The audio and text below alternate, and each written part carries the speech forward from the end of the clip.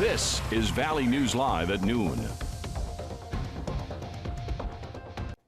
We begin with breaking news. One man is now behind bars after police found a man passed out behind the wheel with alcohol and a gun. It happened this morning around 5 when a Fargo police officer was on patrol in the area of the 2500 block of 8th Street North and came across 41-year-old Danny Shelvin passed out behind the wheel of a running vehicle. Now, the officer also located an open container of alcohol and a sawed-off shotgun in the passenger seat. While Shelvin was asleep, the officer removed the shotgun. Officers then woke Shelvin and detained him without incident. Shelvin is a convicted felon and prohibited from possessing a firearm. New for you at noon, the Griggs County Sheriff's Department office says they are looking for information on the individual who vandalized a Cooperstown Bible camp Monday night. Deputies say extensive damage was done to the camp, including the burning of a cabin. A spokesperson at the camp says someone drove recklessly all over the camp, nearly missing buildings, trees, and propane tanks. The spokesperson also says the person finished the night by setting fire to one of the boys' cabins. Deputies ask if you have any information in this case to call them at the number on your screen. We will have more on this story tonight in our Valley News Live show at 5. What a chilly start to the day, but warmer temperatures are on the way. Let's check in with meteorologist Lisa Green. They are here. Our temperatures are soaring thanks to that strong south becoming westerly wind here in the valley. And taking a look in Grand Forks, you can see that the wind is really whipping around those flags there. We've got a view that's also a bit shaky too. You can see the branches on the trees also shaking a little bit here with that strong wind that's in place. And here's a look at the latest alerts. We do have that high wind warning that has just taken effect at the top of the hour for the Devil's Lake area. And then the rest of us in a wind advisory. And if you were watching this morning, you'll know that we didn't have this advisory this far east. It was extended during the morning hours to include more parts of the valley because a lot of us are experiencing some strong winds at this point in time. We've got a gust in Thief River Falls to 40, 46 mile per hour gust in Grand Forks. That's our top gust right now. Fargo experiencing a gust of 39 and 44 in Devil's Lake. And again, that wind becoming westerly, and that's heating us up in a hurry. Take a look at these temperatures. We're at 40 right now in Jamestown. In Fargo, up to 39 already, and it's 38 degrees in Grand Forks. So we'll continue to watch these temperatures climb, and we'll have that windy weather to go along with it for today too. So a very, very mild January day. We're going to talk more about this and let you know how long it will last. Here's a hint. It won't last long. We'll let you know coming up here in just a couple of minutes. Well, at least it shows up even for a little while. Thanks, Lisa. Well, deputies in the Southern Valley suspect alcohol was a factor in a two-car crash that sent 3 people to the hospital. The Richland County Sheriff's Office says Nicholas Heatcamp of Wahpeton ran a stop sign near Dwight, North Dakota, and was hit by an SUV. Both vehicles were totaled. The SUV driver and the 2 children in the car were treated at the Breckenridge Hospital. Now, Heatcamp and his passenger were treated for minor injuries at the scene. The Sheriff's Office says alcohol-related charges are likely against Heatcamp. The nation is still reeling from the deadly attacks on the U.S. Capitol, and that has a city and nation on edge as a new president is sworn in. Security is tight in and around where Joe Biden took the oath of office. We spoke with our chief White House correspondent on how the city is working to keep everyone safe on this historic day. Lots of security in Washington, D.C. today. Just to get to where I am, I had to go through 3 layers of security, Jordan, including metal detectors, and that's because of what happened 2 weeks ago. There's 25,000 National Guard on the street.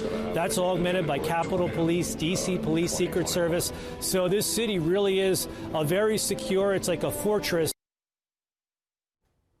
Former presidents and congressional leaders are at the U.S. Capitol to witness Joe Biden become the next president of the United States. Security in the nation's capital has been fortified for today's inaugural event, and the swearing-in ceremony looks different with a much smaller crowd because of the coronavirus pandemic. Skylar Henry reports from Washington.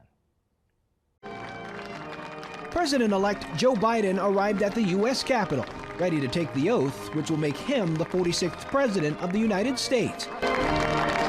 Speaking from the same place rioters swarmed just 2 weeks ago, he's expected to use his inaugural address to call for unity in America. But the speech will be made in front of a sea of flags and not in front of thousands of supporters because of security concerns and the pandemic.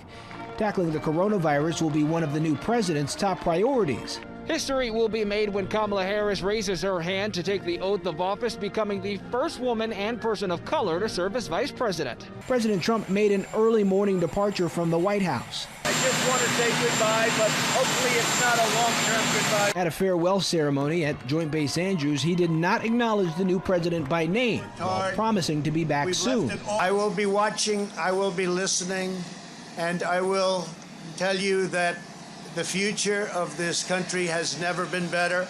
I wish the new administration great luck and great success. This afternoon, President Biden will take executive action to undo some of President Trump's actions. In a nod to the support he'll need from Congress, Mr. Biden invited leaders from both parties to join him at a mass this morning. Skyler Henry, CBS News, Capitol Hill. President Donald Trump issued a long list of last-minute commutations and pardons. His former chief strategist Steve Bannon is on that list. Bannon and 3 co-defendants were accused of defrauding donors in connection with a crowdfunding campaign called We Build a Wall. Prosecutors say thousands of investors were duped into thinking all of their donations would go towards building a wall on the U.S. southern border. The government alleges the campaign took hundreds of thousands of donated dollars and used them for personal expenses. Now, President Trump has added another name to his list of pardons. Anthony Levosinski, the Google engineer sentenced to prison for stealing trade secrets relating to driverless cars from the search giant. Now, in his last full day in office, President Trump also pardoned rappers Lil Wayne and Kodak Black, who were prosecuted on federal weapons offenses. Lil Wayne faced up to 10 years in prison for illegally possessing a firearm. He has expressed support for Trump's criminal justice reform efforts. Now, Kodak Black is in prison for making a false statement in order to buy a firearm. Trump also pardoned former Detroit Mayor Kwame Kilpatrick, who was serving a 28-year prison term on corruption charges. Sanford Health opens up their new vaccination center today. This new 8,000 square foot vaccination center has been placed in the old Gordman's building. Essentia Health and Fargo Cast Public Health will join this joint project. Today, Sanford plans to vaccinate 144 people. This is a combination of Sanford employees and those 75 years and older with underlying health conditions. They are still working on getting signage installed. And staff also sends a reminder that Sanford will call patients when a vaccine is available for them. It is after that call that they will be able to sign up for an appointment using their My Sanford chart that full starting at 4. Now, investigating a potentially failed recall that tops our look at consumer news.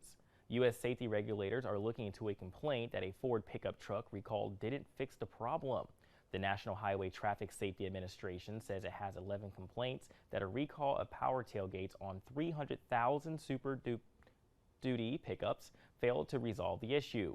Ford recalled the 2017 through 2020 F-250, F-350, and F-450 trucks in 2019 because the power tailgates could open while being driven. The defects could result in unrestrained cargo tumbling from the truck's beds. The probe could lead to another recall. Well, coming up at noon, COA campaign started by 2 middle school kids now has the whole town ready to give back. And a warm-up in January doesn't seem likely, but it's happening. Meteorologist Lisa Green talks about it in her full forecast up next.